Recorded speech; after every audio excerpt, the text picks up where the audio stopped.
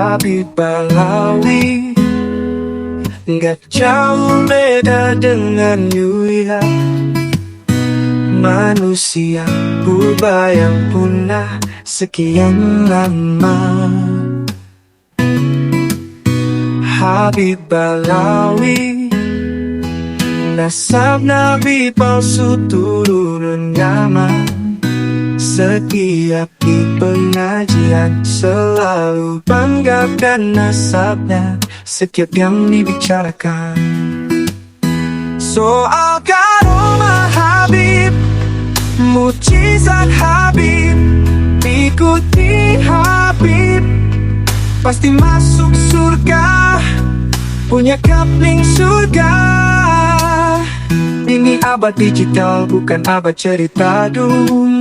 Ngomongin Habib, nasabnya Nabi, sekarang orang lari. Nasab perlu verifikasi, nasab butuh bukti, bukan omong-omong. Dulu Habib terhormat, sekarang sekarat. Dulu Habib dipuja-puja, sekarang merana. Indonesia hanya ingin merdeka dari penjajahan spiritual, dari perbudakan kasta. Nusantara hanya ingin kesetaraan. Tidak ada lagi hegemoni, tidak ada kelompok yang paling mulia. Kita sama di mata Tuhan. Habib Balawi, nasab nabi palsu turunan Yaman. Setiap di pengajian selalu banggakan nasabnya.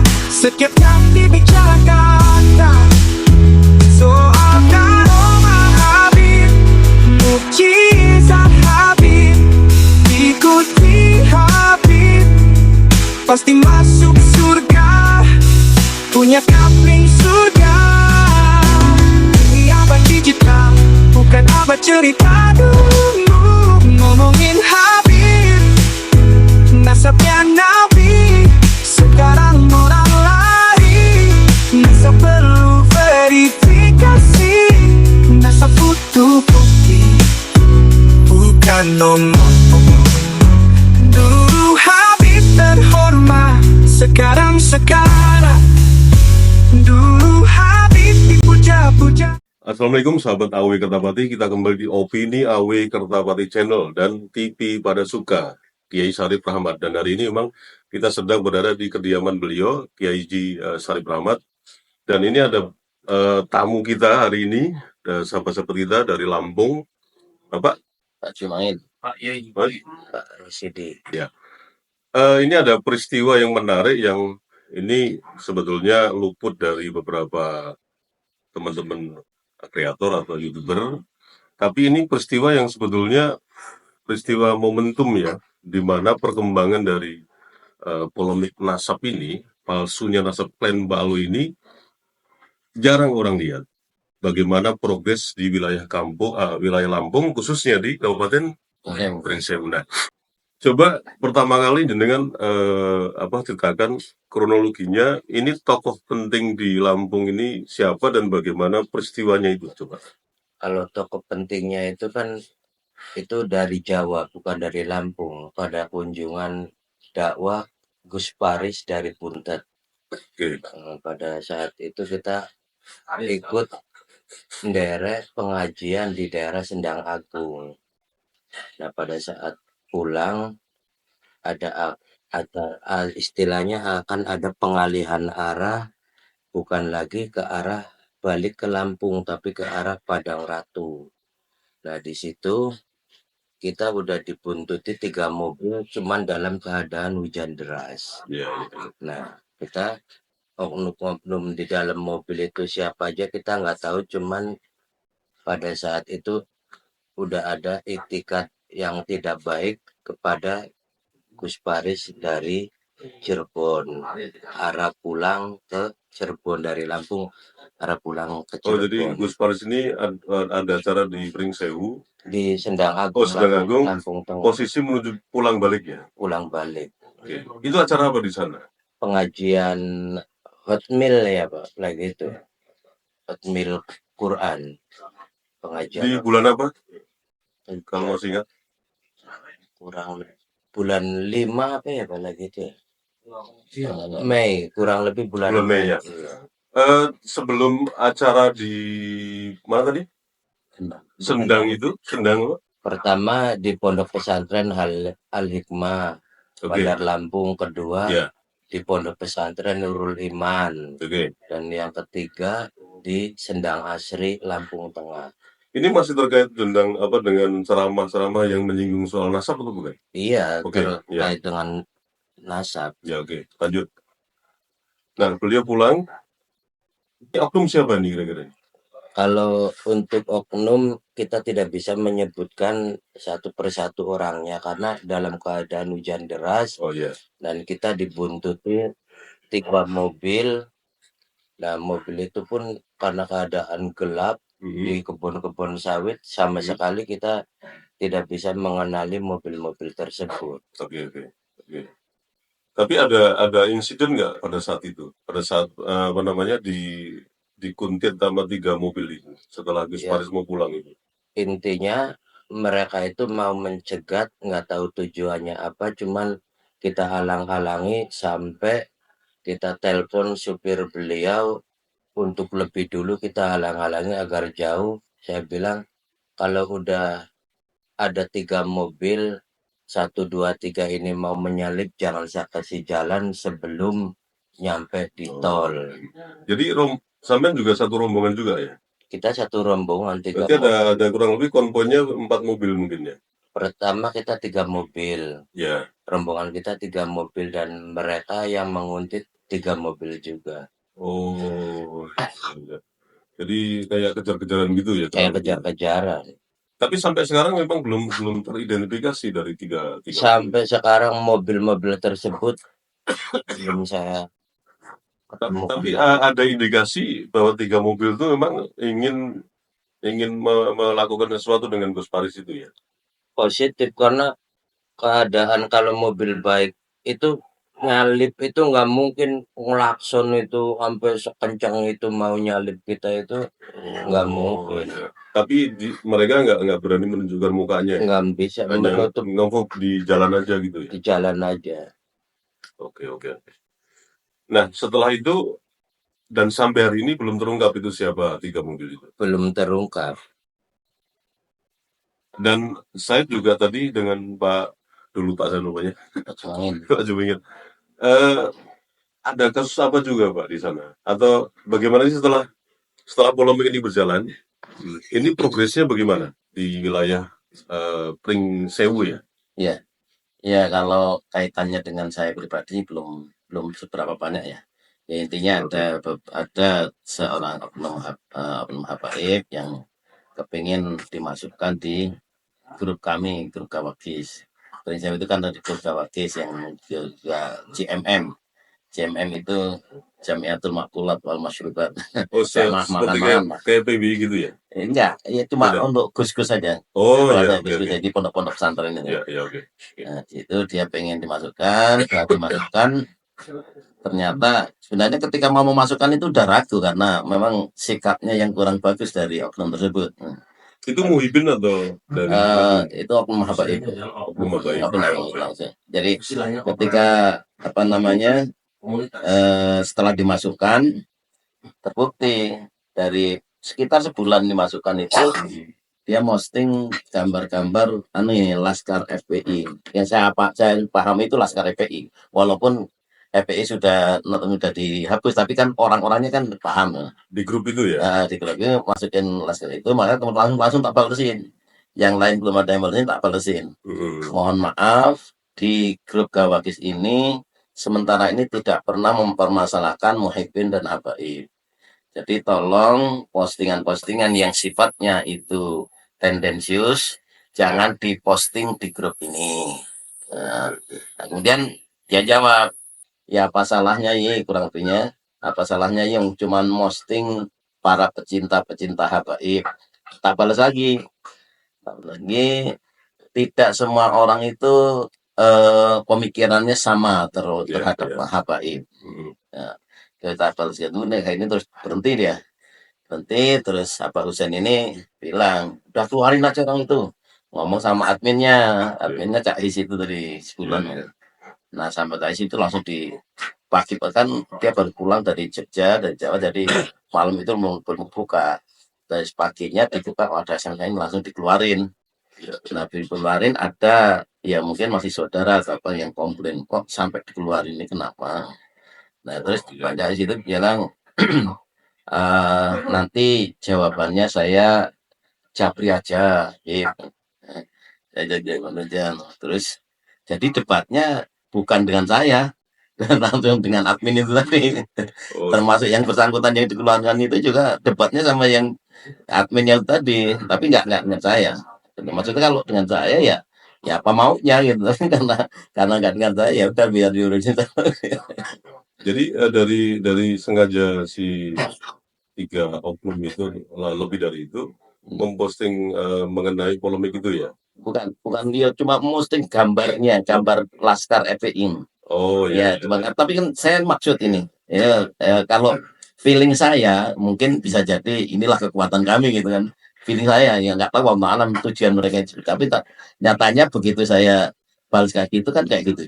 Jadi malah terkesan yang mereka ini malah justru yang membentur-benturkan antara habaib dan ulama di sini. Iya. Tapi di framing di media sosial, para pejuang Terawali Songo inilah yang sebetulnya selalu membuat kegaduhan kan begitu framingnya. Lalu kalau di grup-grup itu upayanya seperti itu, Pak. Iya, sebenarnya kami ini kan sangat menghargai betul sama mereka itu. Maka saya pun jawabnya itu awalnya halus ya. Mohon maaf, karena di grup ini tidak pernah mempermasalahkan masalah Muhyiddin dan habaib. Jadi tolong postingan-postingan yang sifatnya itu tendensius, seperti posting-posting kabar itu kan, kalau menurut saya itu kan tendensius, artinya ada arti gitu. Makanya saya yang jeli melihat itu, terus saya bilang kayak gitu. Oke. Terus dari peristiwa itu berkembang nggak di luar?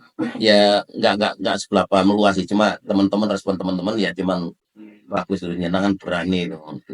Saya ngomong apa adanya, saya menyampaikan apa adanya, kenapa nggak berani gitu. Iya kan, saya gitu. Dan sementara ini kan Pringsewu terkenal paling aman lah, paling damai. Nah, kalau sampai dikotorin hal-halnya kayak gitu kan, nanti diadu domba antara ulama dengan habaib dan sebagainya kan menjadi persoalan.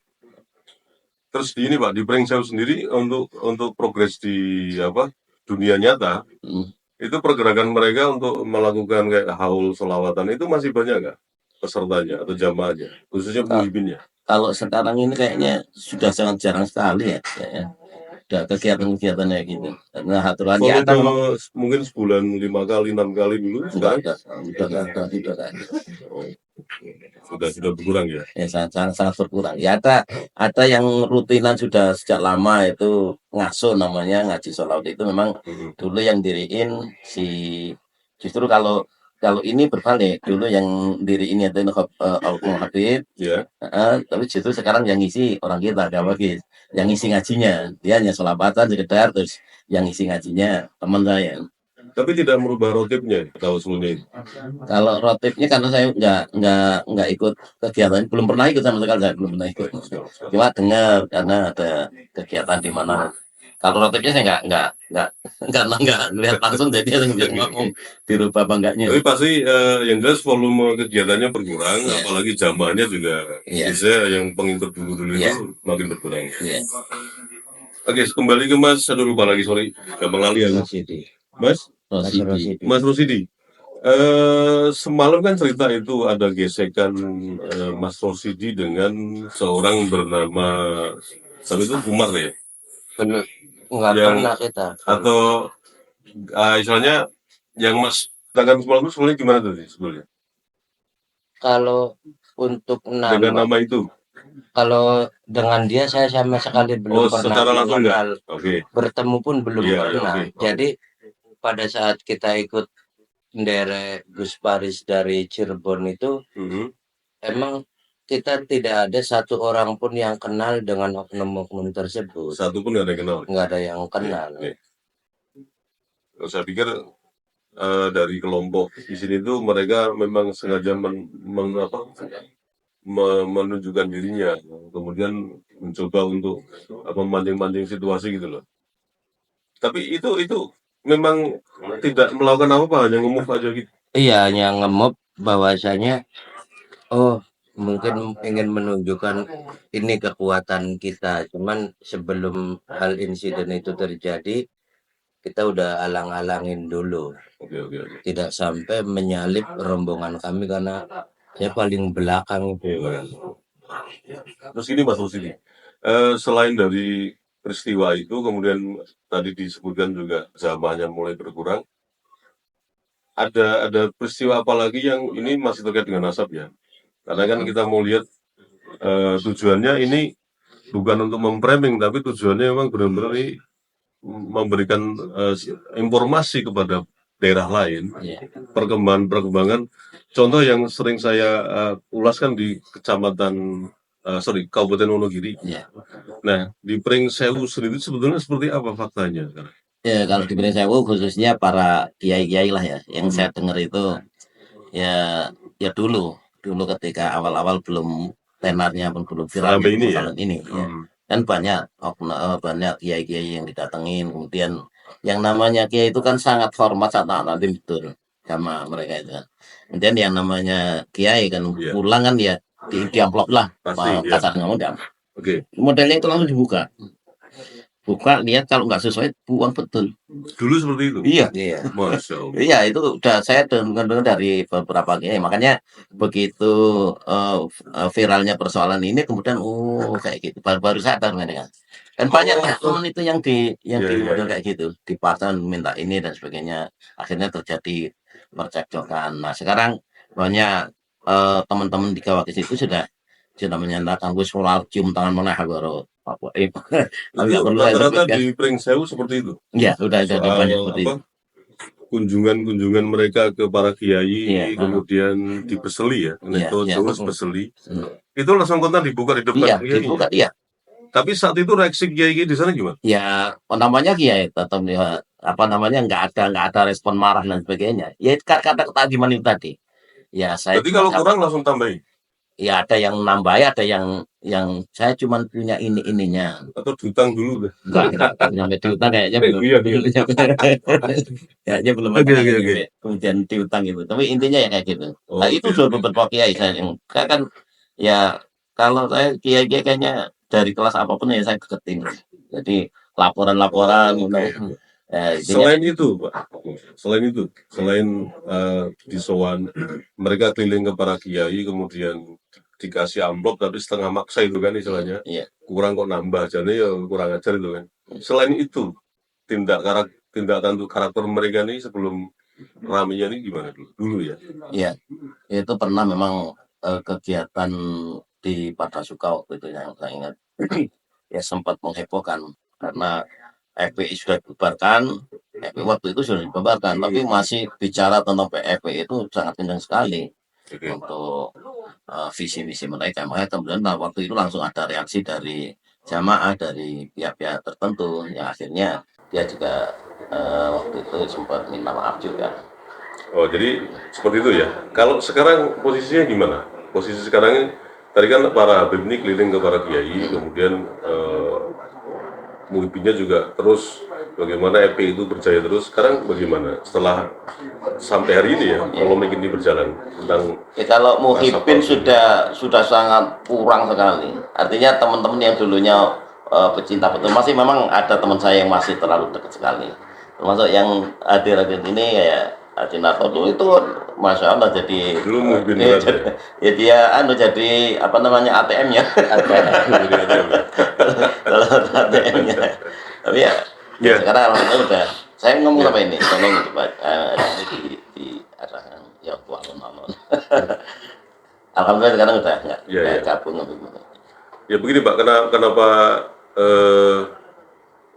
bukan saya, kami mewakili para YouTuber ini juga yang selama ini juga terus menyuarakan tuh selalu minta informasi, keterangan tuh bukan terus Artinya kita ketik-ketikan dulu kan nggak ada ini. Nanti ngomong gini Pak ya, nanti ngomong gini Pak. Ini benar-benar informasi yang jenengan sampaikan ini kan bisa dipertanggungjawabkan. Intinya itu kan. Bukan soal siapa yang ngomong dia tokoh siapa, itu sebenarnya nggak penting buat saya ya. Tapi bagaimana jenengan berstatement mengutarakan peristiwa yang sebenarnya itu, jenengan pasti mau bertanggung jawab dengan narasi Anda kan. Iya. Walaupun ya, teman-teman juga masih ada yang silent gitu. Sebenarnya udah nggak suka itu udah lama tuh Pak, karena belum berani terang-terangan, jadi sifatnya masih silent. Maka ketika saya sebenarnya mendukung, tapi saya masih lebih utama untuk diem.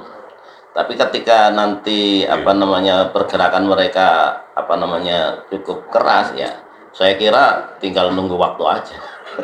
Kalau memang ada gerakan, karena sementara ini sebenarnya sudah nggak percaya lagi, makanya kan, tapi belum berani terang-terangan. Sebagian banyak teman itu belum berani terang-terangan.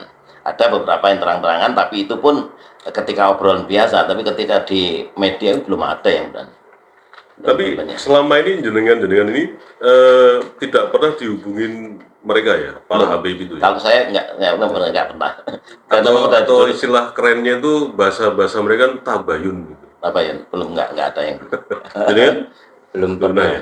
Karena saya hanya satu nama yang saya kenal, pernah ngobrol begini, kalau yang lain nggak pernah kenal saya. Seorang Habib juga? Nggak pernah kenal dari dulu. Saya emang udah nggak pernah kenal. Iya. Cuman tahu tapi nggak kenal. Nggak.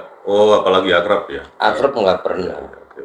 Ya kalau saya sih ada beberapa Habib yang saya akrab, ya saya sering main, cuma mereka yang karena saya kenal itu tidak pernah menceritakan soal nasab. Oh, di Pringsewu? Ya ada beberapa Habib yang ya termasuk yang tadi ngasuh itu, ngaji sholat itu, dia nggak pernah, dia bermasyarakat betul. Kalau Habib Usman itu kan, Habib Umar itu gimana di sana? nah kalau ini Habib Umar itu yang memang yang terkenal paling keras kan beliau. Artinya ini kan bukan sedang menggibah atau ngerasani. Sekali lagi pernyataan jenengan, saya ulang lagi, jenengan berkomentar atau bernarasi di sini itu bukan sedang ada settingan, tapi ini benar-benar bisa dipertanggungjawabkan. Kenapa saya tanya Habib Umar? Karena di media sosial saya lihat sekilas ya di TikTok itu, ini narasi-narasinya memang menggiring untuk arah konflik. Menurut saya ya. Menurut konflik, karena apa? Pertanyaan-pertanyaan yang dijawab dia itu tidak bermutu gitu loh. Sekali lagi bukan soal bagaimana cara berpikir kita, tapi bagaimana caranya ini makin hari makin dibikin rusuh gitu loh. Nah, pripun nek pendapat jenengan selama ini rekodnya si Habib Umar di sana itu? Kalau saya secara keilmuan lah katakanlah seperti itu. Kalau keilmuan dan sebagainya, karena saya nggak ada akrab, jadi ya belum bisa membaca lah ya. Tapi kalau orang-orang yang dekat kan bisa membaca sejauh mana keilmuan mereka. Kemudian di TikTok pun saya nggak punya TikTok, makanya saya nggak ngerti apa konten-konten beliau itu, saya nggak ngerti. Jadi tidak jarang mengikuti mungkin ceramah atau gimana gitu? Nggak pernah, ya. Belum pernah sama sekali. Oh, belum pernah sama sekali. Cuma ya dengar dari teman-teman itu aja. Kalau mendengar ceramahnya langsung itu saya belum pernah. Oke. Oh, belum pernah ya? Kalau saya karena memang nggak ada kecenderungan untuk situ, jadi makanya ketika taruhlah kalau ada kiai yang saya sendiri cocok gitu, ya dimanapun saya datangi. Oke. Kalau menurut beberapa kiai di sana, Pak, Mas, itu para Habib itu kalau melakukan ceramah, majelis taklim, itu lebih mengulas kepada persoalan-persoalan umatnya atau bagaimana sih sebetulnya? Ya kalau dialektikanya itu bagaimana gitu loh? Kalau yang Habib Umar itu saya memang belum pernah dengar. Oke. Tapi kalau Habib yang lain sebenarnya nggak pernah membahas masalah itu, nggak pernah membahas masalah nasab kemudian. Artinya oke lah tidak membahas nasab, tapi selama ini rekod dia selama ceramah itu dialektikanya dengan jamaah itu bagaimana? Membahas mengenai persoalan jamaahnya atau memang membahas yang lain? Ya kalau yang di sana yang Habib yang terkenal untuk ceramah itu kan dulu Habib Yahya. Ya. Ya itu yang paling dikenal di masyarakat itu. Ya, dia lebih fokus kepada persoalan torekoh, permasalahan umat. Kalau Habib Yahya itu. Oh iya. Seperti apa? Contoh kecil aja. Ya contoh kecil bagaimana kita bisa mendekatkan diri kepada Allah melalui toreko itu. Dari kan pimpinan toreko Santiliyah. Maka ketika ada haul, ada apa yang ditangani ya itu. Oh, lebih kepada itu ya? Cuman itu ada ya? cumannya ketika ada acara haul, acara ulang tahun, acara khataman dan sebagainya, memang beliau cenderungnya mesti ngundang habaib. Seperti itu. Ya itu mungkin apakah persoalannya dia nggak berani terang, kemudian biar orang lain yang ngantem, saya nggak ngerti kan. Iya, iya, iya. Jadi yang diundang tetap kalangan habaib. Oh, jadi isi ceramahnya atau dialektikanya itu lebih ke syariat, Iya, kalau si Habib Yahya itu saya akuin masih bukan problem umatnya. ya kalau problem umatnya sementara ini kalau saya yang saya dengar Iya, sih iya. cuma ya bagaimana kalau Habib Yahya memang ya untuk di lingkungan sana cukup diakui. Artinya Oke. ya selama ini karena nanti dia di dalamnya seperti apa kan nggak arti. Yang jelas sementara ini masih cenderung untuk mengajak umat untuk lebih dekat. Pokoknya lebih fokus pada torikohnya itu Iya ya. pada lebih berat. Dan memang di tempat-tempat lain memang seperti itu kayaknya, Pak. Iya Saya kalau Habib perhatikan, Yahya ya. dia lebih klien mereka ini mengedepan torikohnya. Yang ya saya pikir juga kalau saya pribadi melihatnya, ya itu kan tidak jauh dari apa namanya bagaimana kita lebih makrifat dengan Tuhan ya.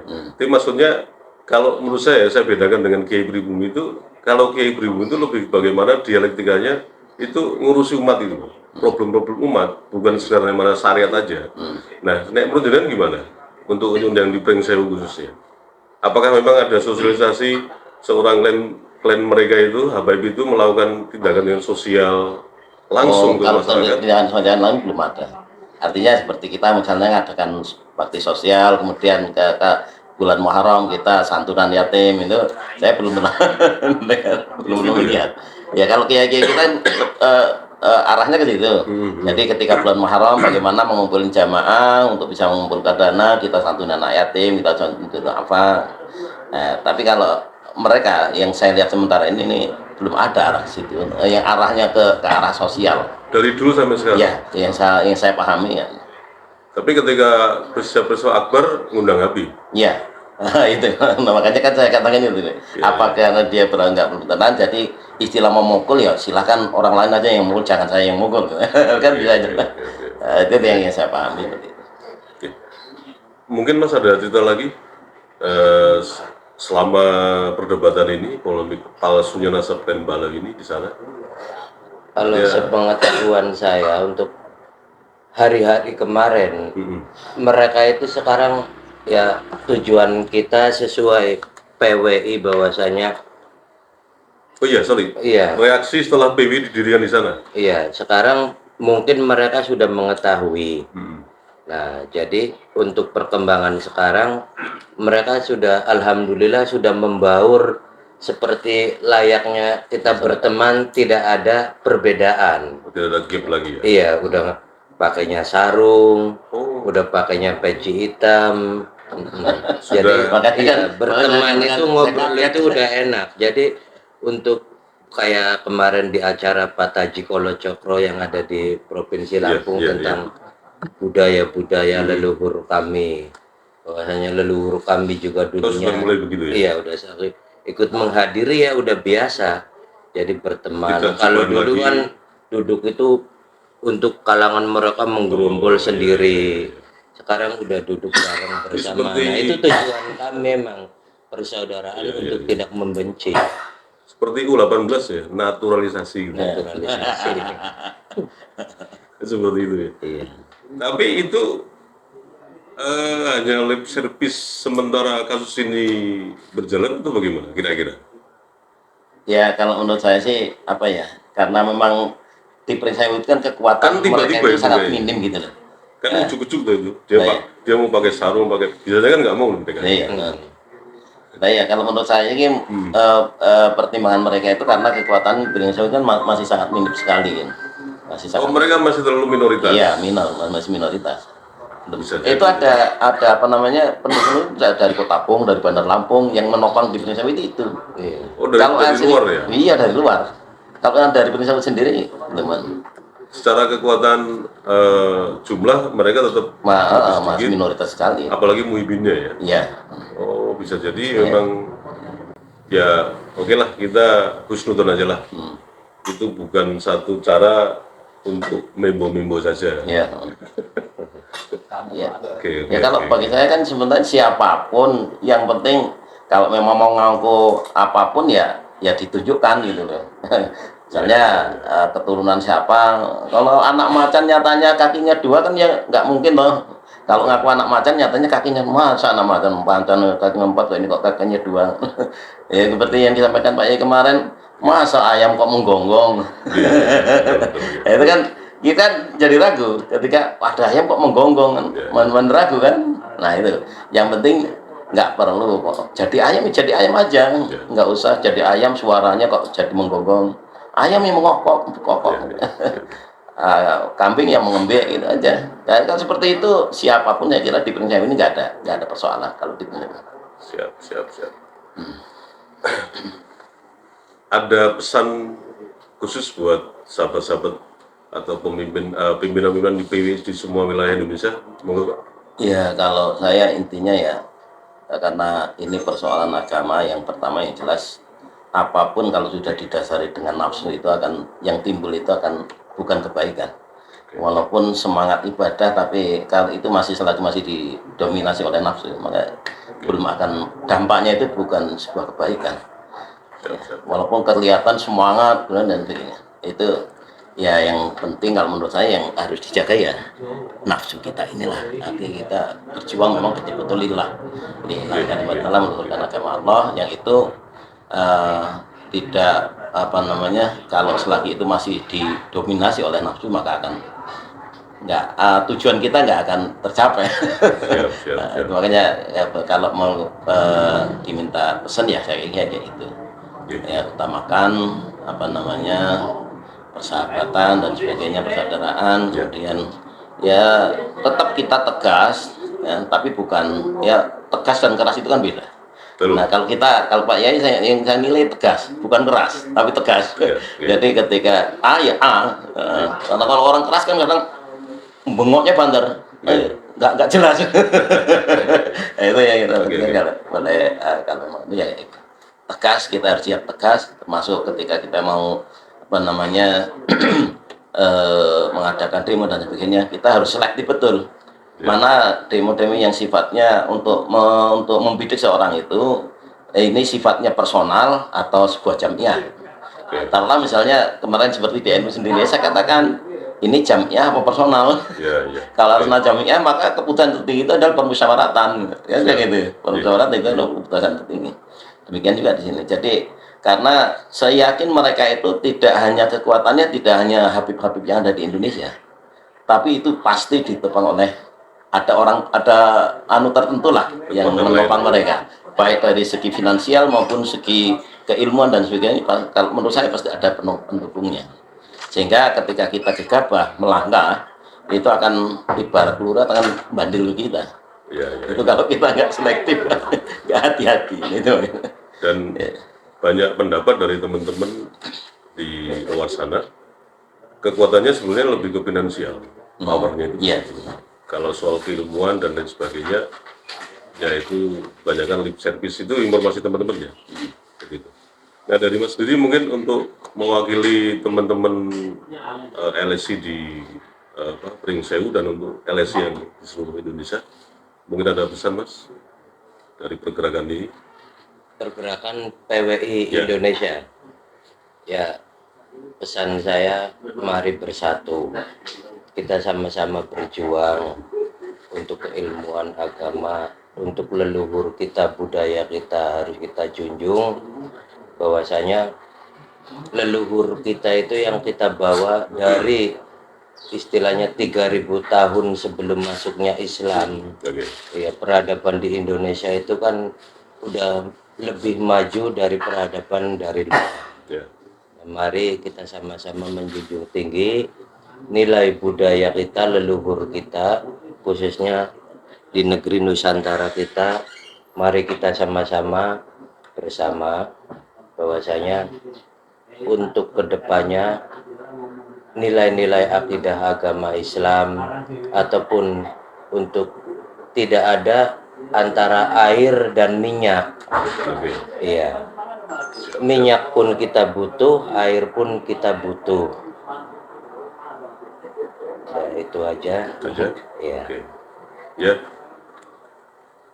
Terima kasih para tamu yang sudah hadir di kediaman pada Suka di rumahnya Bapak Kiai Syarif Rahmat hari ini dan sudah membuat laporan di perkembangan di PWI di Pringsewu dan dengan segala macam peristiwanya.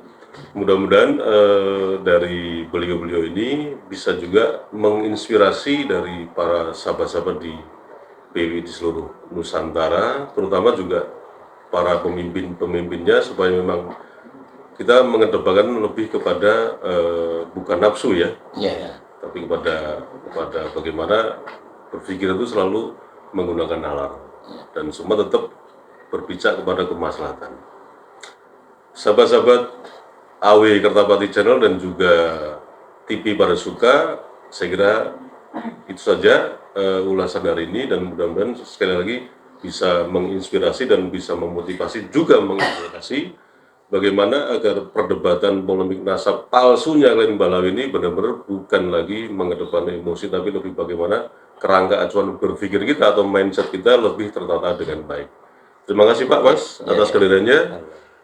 Saya tutup aja. Wassalamualaikum warahmatullahi wabarakatuh. Waalaikumsalam warahmatullahi wabarakatuh.